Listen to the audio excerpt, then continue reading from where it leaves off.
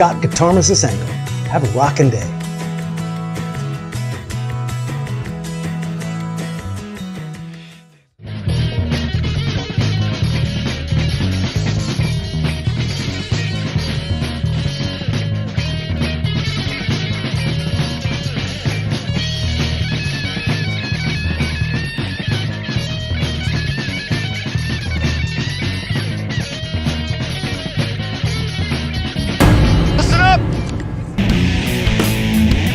And I will listen up. Here we are in Noise Network Studios. This is Dave Cohen, and this is one of my favorite things that we've started doing on Guitar Tales. We call it the Intermezzo Show. Still supported by our friend Charles Larita over at Mischief Studios in Pennington, New Jersey. Scott and I still have to do a ride down there because I have some guitars that need his help. But thank you so much, Charles. This show is what Scott and I talked about that we do in between our regular shows, because every time Scott and I get together, including what will happen tomorrow night when we're having dinner in Asbury Park, we start talking, and we've been saying that's a show. And it really is. It's a couple of guys who really enjoy guitar music. Scott gigs regularly. I do not, but I love guitar.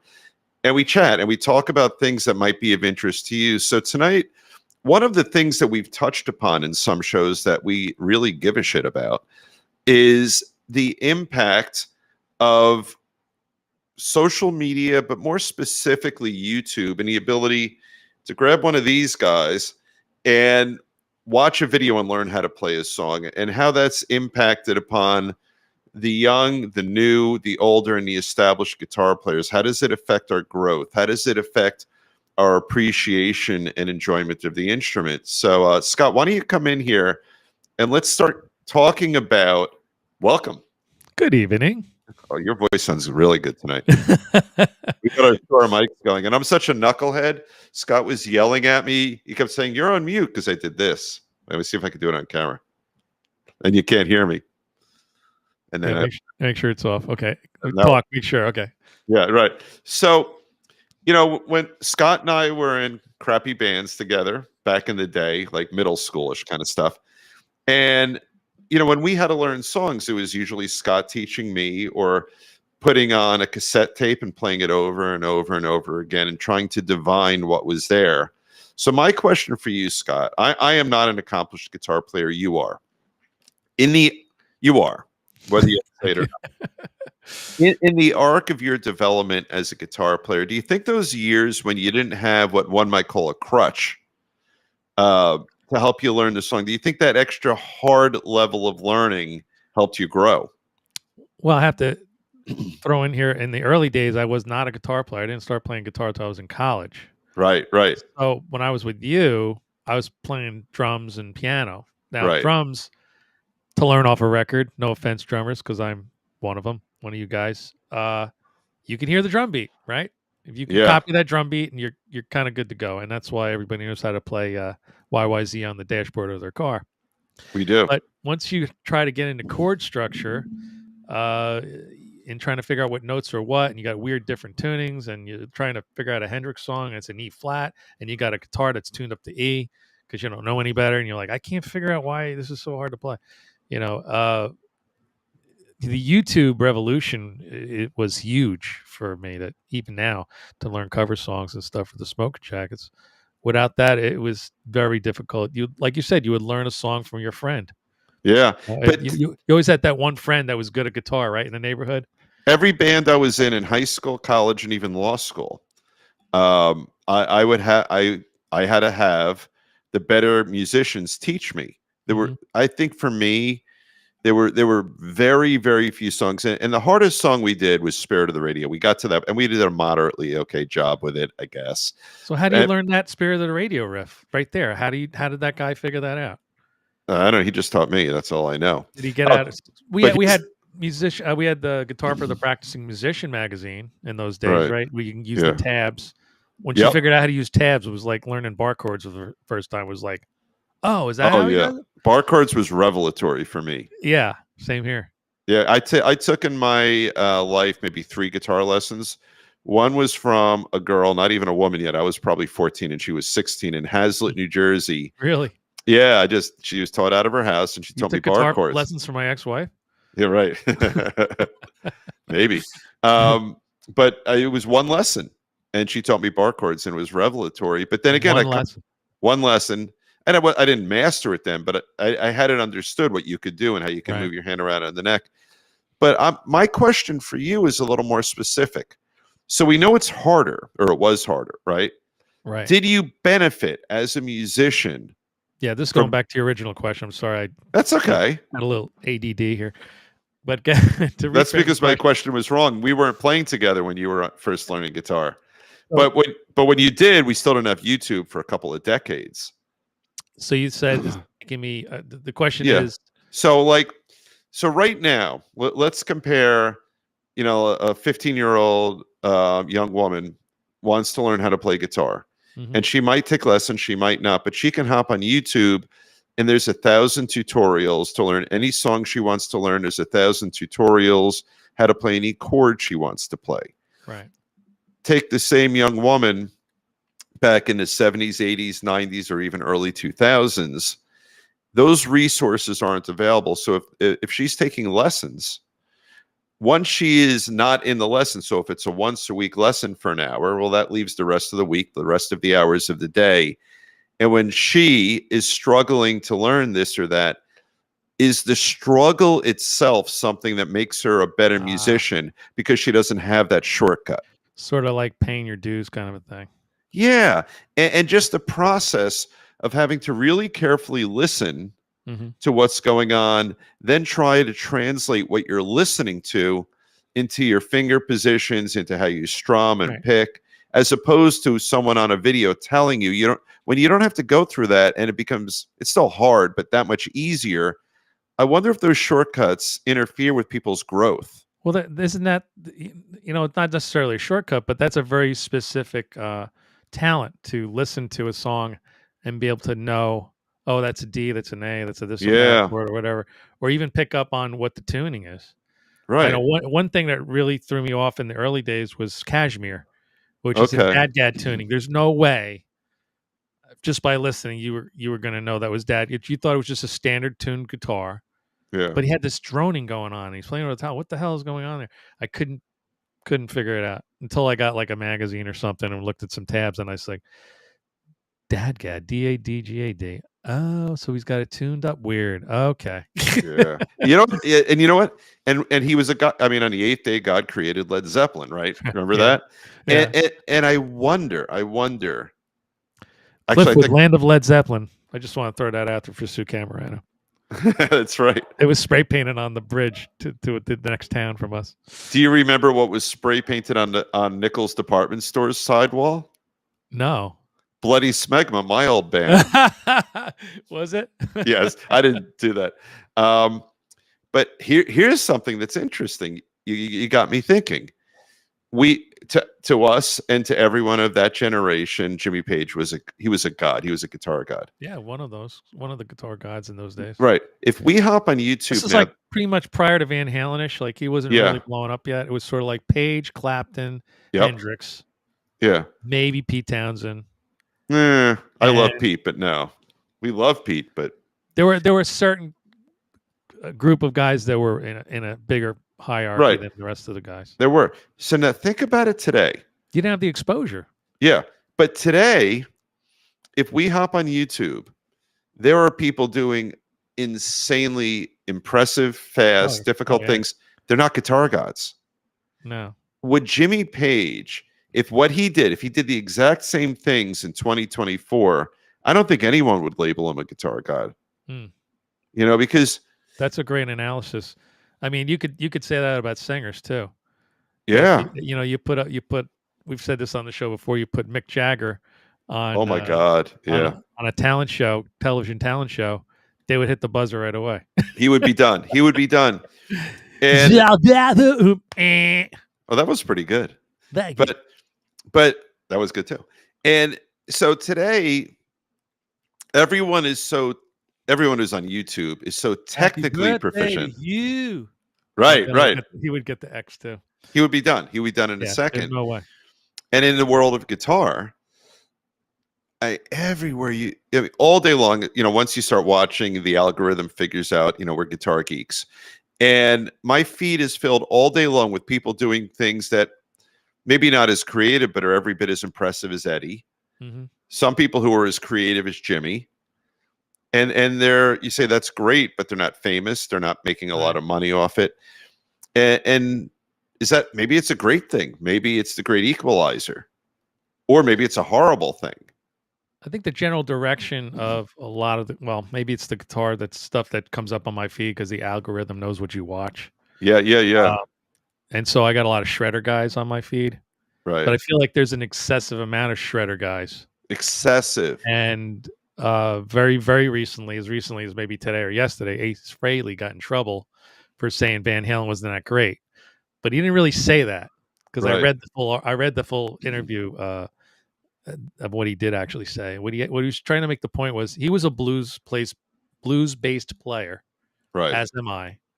You know, I got a couple of tricks up my sleeve shredding wise, but I'm pretty much a blues-based player. And he's like, this idea of playing 500 notes really fast doesn't do anything for him. He likes melodic, bluesy type solos, and that makes him, that gets him turned on as far as a guitar player. So he'll gravitate more to a Clapton than a Steve Vai, Ashachiani type player, right? Or even a Stevie Ray, right? Because Stevie Ray, to me, is servicing the song, and that's kind of what he was saying, that he feels that Van Halen wasn't really servicing a lot of the songs, that he was just kind of going off and being in his own little world. Right. But the band is named after him. He's got this double tapping guitar technique and a whole bunch of other crazy techniques and ideas that were definitely not part of the fabric of guitar playing until he came along. Right. Definitely not in the mainstream anyway, because they're old videos of Ace two-handed tapping with Kiss, and maybe then they said that he started it, but maybe Van Halen. I don't know. Who gives a damn? And Eddie was very clear that he said, "I didn't start this." Before the internet, nobody could search things and whatever. But lately everybody's going, "Oh, Eddie Van Halen didn't invent tapping and pull hammer-ons and pull-offs and this and that." I never claimed that I did, but I do know how and when I figured out how to do it. Led Zeppelin's playing, and Jimmy Page is going like this. He's going. Okay, so he's got his hand in the air, and I'm going.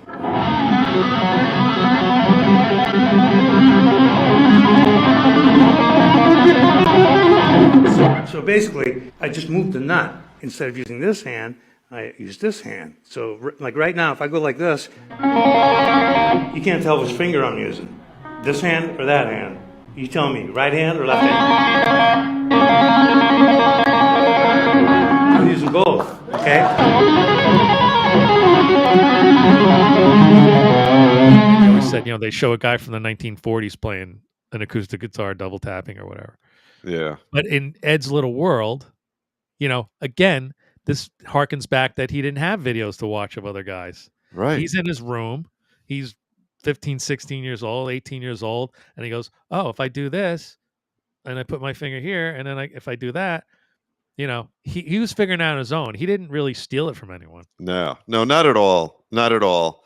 And, if he came up right now, if tapping hadn't entered the public mindset or the public arena, and he did that on YouTube, people's like, all right, that's kind of cool. It's a parlor trick, yeah.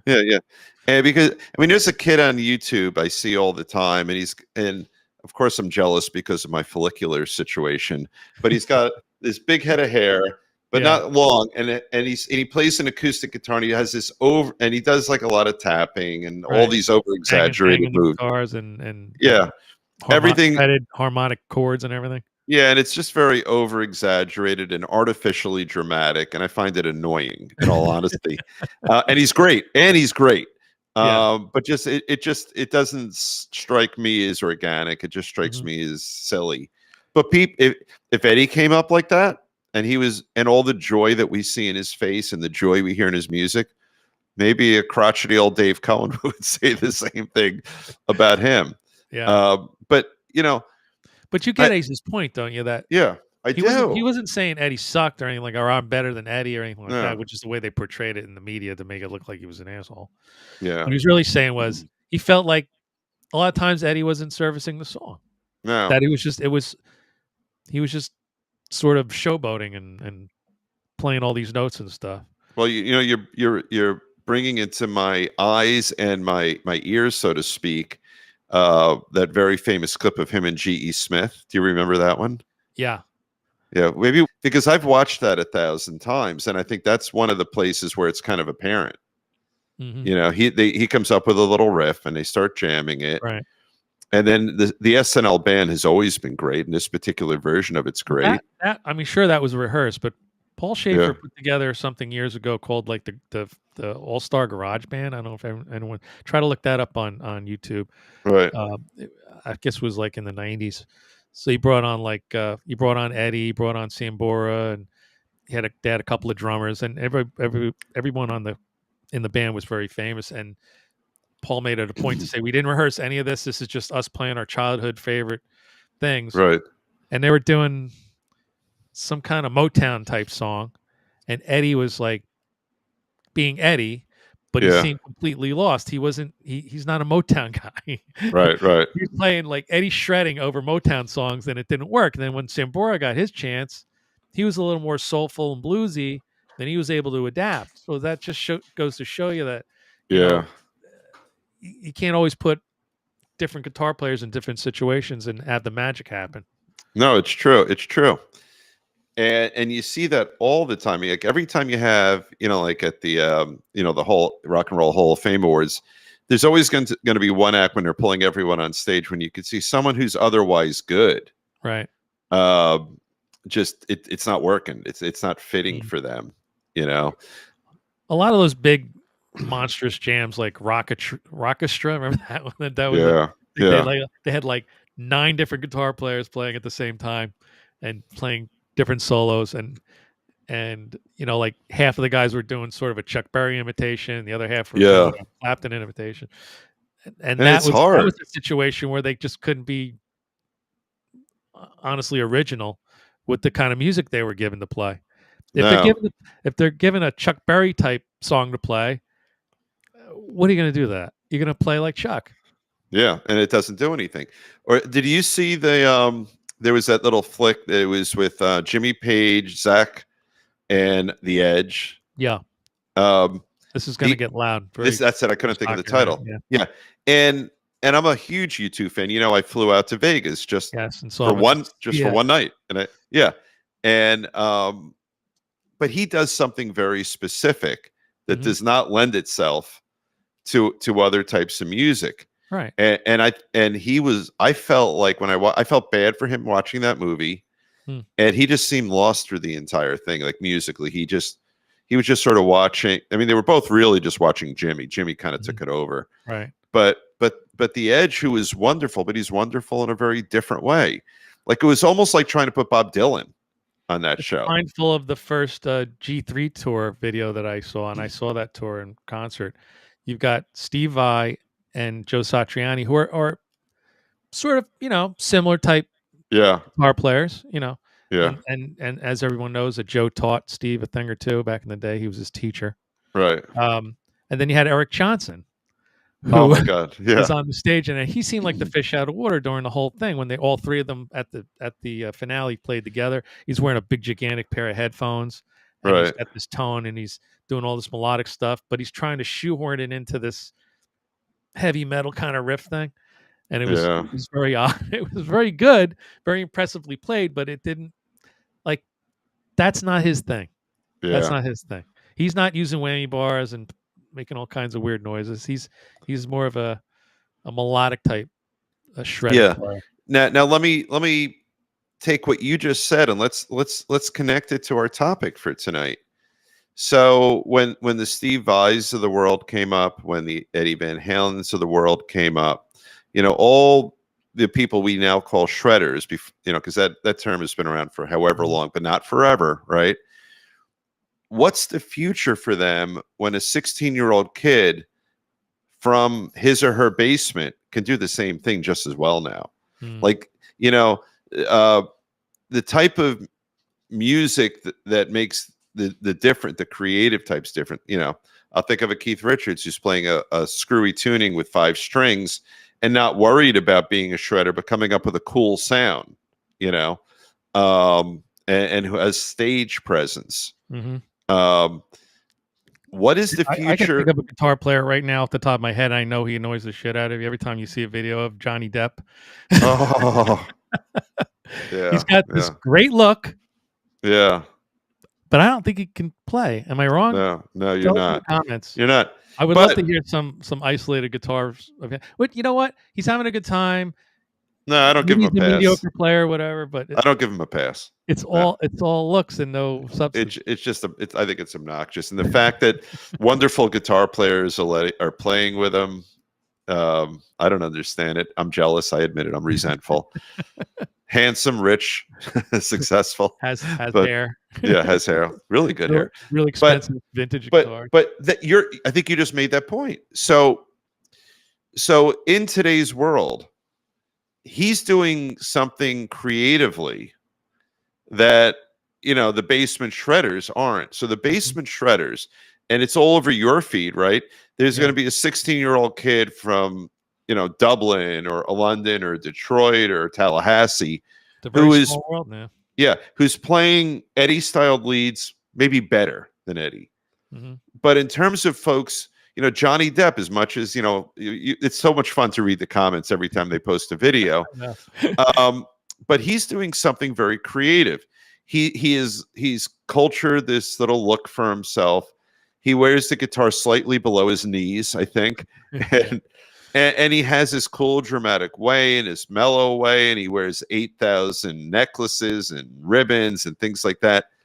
But he's creating sort of artistically, he's creating a look and a vibe. I mean, and maybe that's what it means, because you cannot, just hop up to a producer or try to, make it by saying, I can play really, really, really fast all over the neck. That gets you, I would guess that gets you nowhere right now. Right. It's hard to break in that way. But Eddie, especially rock instrumental music, because the competition is so fierce. Or just AI will just do it at this point. I haven't even tried that. But then again, I said Eddie before I meant Johnny. You take a Johnny Depp, a young up and coming Johnny Depp, who's going to say, I could create a vibe. I could create a look. I hold my guitar in a sort of a unique way, and I'm modestly competent on the guitar. And suddenly in the world of YouTube, maybe that is a bad impact of it, that a creative shredder is going to get lost in the mix. Compared, and they'll take a Johnny Depp any day over a shredding guy. Yeah. Which is a point we made on the show gazillion times. Yeah. If you don't have stage presence I don't care how great you are. Yeah. You gotta look the part. You gotta have put on sunglasses or whatever the hell, or wave your hair around if you have hair. Yeah, right. But you guys throw around your back, play behind your back, whatever it takes. You guys pull out kazoos in your songs. I think it's so much fun. Yeah. We have a megaphone this year, which is going to be interesting. Thank you, Amazon. Wireless back in 52. Oh my God. Oh, I like that. We'll be using it for 2 different songs. Tommy holds up signs from the drum kit. Yeah. And so in terms of what the technology and more specifically YouTube does, maybe, just maybe, an impact of it is that it's making us work extra hard to do what Scott's talking about, is to find, creative ways to keep people happy and entertained. And I think maybe, the folks we see, I could picture in my head, like we've seen like 6-year-old kids, who are just all over the neck, playing phenomenally. And you're like, all right, I'm bored. And you ask yourself, did these kids exist when we were kids? No, I don't think so. Or this is a new prodigies that are being created because of the internet and how they can learn things. Yeah. And in a timely manner and see visually, we didn't, we had talked about this with our upcoming guest, Ryan Cook, who used to look at Circus Magazine and Yeah. Rock concert and Midnight Special and all that stuff to visually see things because it wasn't available anywhere. No. And now, when I was a kid, you were in my house many times. Do you remember the piano we had? We had a little stand-up conversation pit, but I don't know where the piano was. It was right next to it, and it was actually a player piano with those little those paper with the scrolls little holes in the paper. Yeah. So the kids who can shred all over the neck, I would posit that many of them, not all, but many of them, are that player piano. Like, it's not that there's thought, soul, or love in their playing. It's just mom and dad are just forcing them to take lessons and look at YouTube and learn all this stuff. And they're doing it the same way we might send our own kids to play soccer or something like that. But it's not. At some point, though, the love of music takes over. It has to, right? And you get your own inspirations. Yeah. Playing drums, starting off playing drums. My dad was a drummer. He was kind of like my first teacher. And then he was teaching me a lot of jazzy stuff with brushes and mallets and all this stuff. And then when he wasn't teaching me, I was just home clowning around. Right. I'm playing the Who. Yeah. Maniacal Keith Moon drumming, smashing everything and hitting everything. And he was like, whoa, what are you doing? You don't have any technique. No, this is Keith Moon. How'd that go? That's right. I'm sorry. I was off tonight. Whenever I make a weird noise, Dave asks me to do it again. Yeah, I do every time. You want to talk about some guests we got coming up? Yeah. Look at this in a secret way. In a very secret way. We can wrap up our intermezzo show here. Yeah, we have a gigantic guest coming up. One of the legends and giants in not only the guitar world, but in the entertainment guitar world, meaning not just sitting home alone, but recording albums with multiple bands, recording albums with an extraordinarily famous legendary band, performing with an extraordinarily famous legendary band, being on stage with legendary folks, and one that'll hint, producing an album by a Guitar Tales guest, and I'll leave it at that. There you go. Yeah. And then we may have a new sponsor coming on board soon. That's right. From Asbury Park. We're working on it. Yeah, can't give any more hints than that. Yep. We'll leave it at that.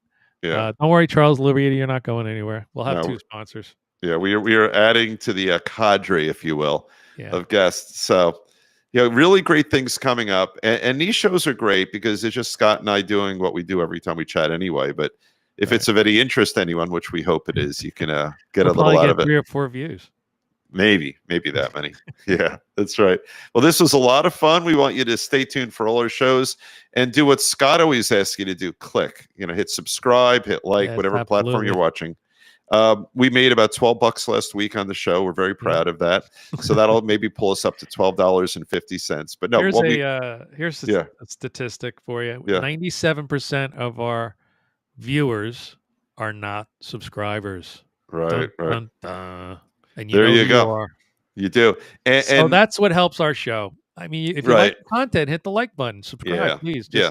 We're not going to bother you with all kinds of emails and stuff. We're not. We're not like we do it. This is a labor of love from two old friends from the 1970s. But what's really cool, and I like to brag about this, is that there are statistics we've seen, that we get from the Facebook analytics. There have been months when we've touched 750,000 people. So we appreciate you guys. Yeah, it feels really good. So with that closing note, we want to thank you so much for joining us. And the next show you get from us will be from that very, very well-known person. So we'll talk to you soon on Guitar Tales. Dave Cohen and Scott Guitar Mr. Sangle from New Jersey. I thought you were going to say Joyzy and Noise Network Studios in Joyzy. And Noise Network Studios. And we're going to have dinner tomorrow night, Dave and I. That's right. We'll have something to report back to you. Yeah, that's right. All right. Have a good night, everybody. Take care.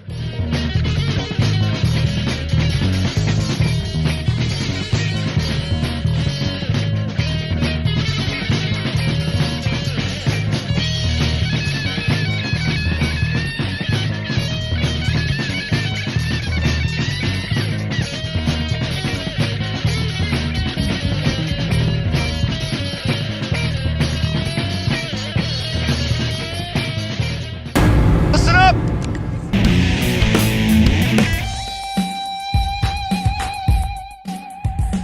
how's it going? This is Weedles from Hair Supply. You're watching Guitar Tales with Diamond Dave Cohen and the legend, the guitarmist Scott Engel. Get some.